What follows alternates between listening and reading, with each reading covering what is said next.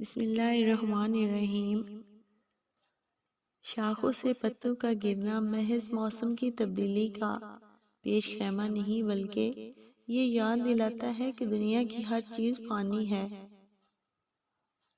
کچھ وقت کی خاموشی ہے، پھر شور آئے گا۔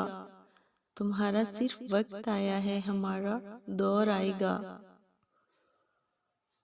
تم نیچے گر کر دیکھو، اٹھانے کوئی نہیں آئے گا۔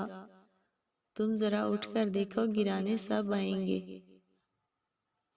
اعتبار کیجئے تو صرف اندھوں کا، جنہوں نے رنگ برنگی دنیا نہیں دیکھی۔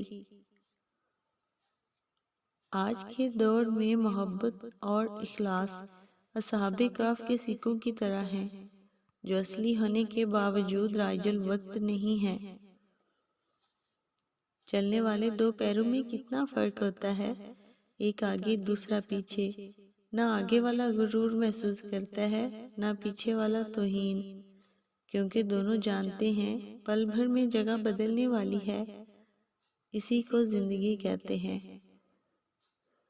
جن کو ساتھ نہیں چلنا ہوتا، وہ اکثر روٹھ جایا کرتے ہیں۔ ہر خوبصورت ضدی لڑکی کے پیچھے لاڈ اٹھانے والے باپ کا ہاتھ ہوتا ہے۔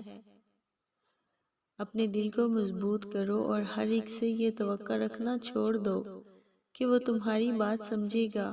ہر بات ہر ایک کے لیے نہیں ہوتی۔